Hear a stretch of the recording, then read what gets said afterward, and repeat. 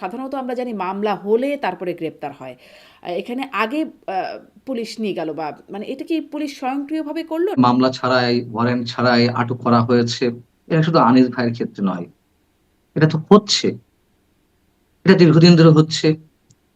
এটা আওয়ামী লীগের সময় কিছু কিছু জায়গায় হয়েছে, তবে সাংবাদিকদের ক্ষেত্রে হয়েছে বলে আমার মনে হয় না।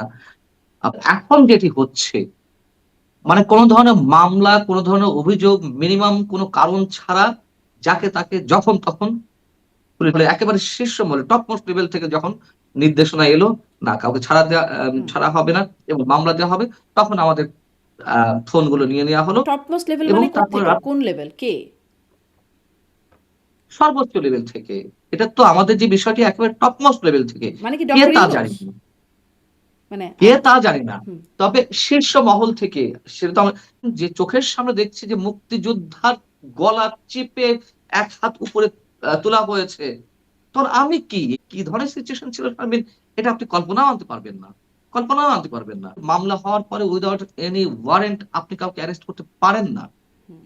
একবারে চিহ্নিত অপরাধী, খুনি, সন্ত্রাসী, রাষ্ট্রের জন্য হুম। হুমকি, এমন কোন ব্যক্তিকে আপনি অ্যারেস্ট করতে পারেন না।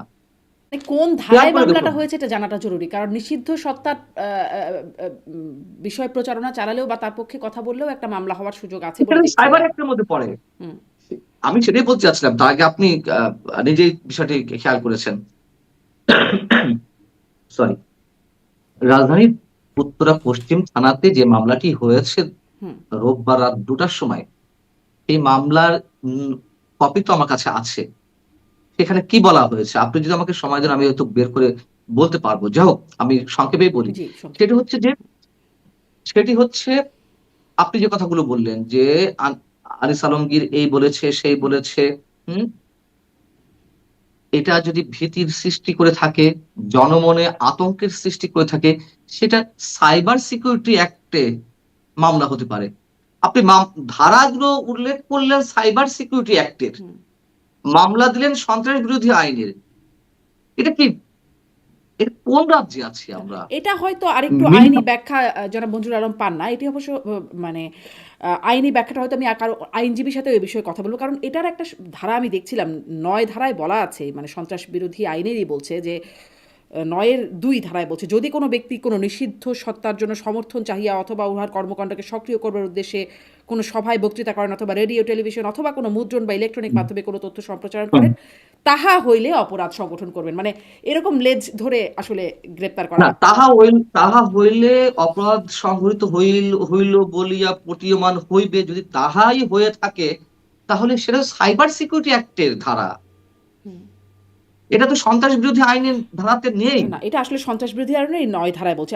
আমি আসলে আইনের এটি সন্ত্রাস বিরোধী আইনের ৯ ধারায় জি, আছে। জি, জি। এটা সন্ত্রাস বিরোধী আইন। আমি ওই আছে। আইনটিই খুলছিলাম। আচ্ছা, হ্যাঁ, ২০০৯ সালের আচ্ছা। আইন, সেটি ২য় অধ্যায় ৯ এর ২ আ ধারায় এটা বলা এ হয়েছে। এ এ এটা কি সংশোধিত আইন? আমি তো জানি সংশোধন হয়েছে। আচ্ছা, হোক, হ্যাঁ, হতে পারে। আমি আমার আসলে আমার এটাই যেমন ধরুন, ফ্যাসিবাদ আপনার কাছে ভয়ংকর নাকি যুদ্ধাপরাধীরা ভয়ংকর? যদি আপনাকে প্রশ্ন করা হয়, হুম। আপনি নিশ্চিতভাবে বলবেন যে না, দুটোই ভয়ংকর। তারপর আমি প্রশ্ন করলাম, না আপনাকে একটা বেছে নিতে হবে। কোনটা ভয়ংকর? আপনি নিঃসন্দেহে যুদ্ধাপরাধী দলকে আপনি ভয়ংকর হিসেবে ধরে নিবেন। হুম। ফ্যাসিবাদের চেয়ে যুদ্ধাপরাধীরা যেই মানবতা বিরোধী অপরাধ করেছে, তাদেরকে তো আমরা কোনোভাবে টলারেট করতে পারি না। এখন বিষয় হচ্ছে যে আওয়ামী লীগকে তো ফ্যাসিবাদ হিসেবে ট্রিট করা হচ্ছে, বা সেটি প্রতিষ্ঠা করার একটা চেষ্টা তো এখনো চলছে। বা ধরে নিলাম আওয়ামী লীগ ফ্যাসিস্ট ছিল। সময় যখন উর্বর, তখন তো সবাই একই কথা বলবে, সবাই পক্ষে বলবে। এখন তো দুঃসময়, এখন গাঢ় অন্ধকার, এখন আমার অস্তিত্বের সংকট। সে মানুষগুলো কোথায়? হুম। আওয়ামী বুদ্ধিজীবীরা কোথায়? আমি এখানে একটি জায়গায় আওয়ামী লীগের পক্ষে না বলে পারছি না। সাবেক তথ্য প্রতিমন্ত্রী আওয়ামী লীগের সময় সাম মুরাদ, কি মুরাদ যেন হুম। ছিল? মুরাদ, হ্যাঁ, সবাই আসলে ভিন্নভাবে, মানে তার প্রচলিত নাম টাকলা মুরাদ। হ্যাঁ। নিকনেম প্রায়। সে যখন জাইমা রহমান সম্বন্ধে খুব প্রচন্ড কুৎসিত একটা শব্দ উচ্চারণ করলেন, তার মন্ত্রিত্ব কিন্তু ছিল না। শুধু মন্ত্রিত্ব নয়, আওয়ামী লীগের সব ধরনের সদস্য পদ থেকে তাকে বাদ দেওয়া হয়েছিল। শুধু বাদ দেওয়াই নয়, তাকে দেশ ছাড়তে হয়েছিল। হুম। আর এখন আমাদের মুক্তিযুদ্ধকে নিয়ে যেভাবে নোংরা ভাষা ইউজ করা হচ্ছে,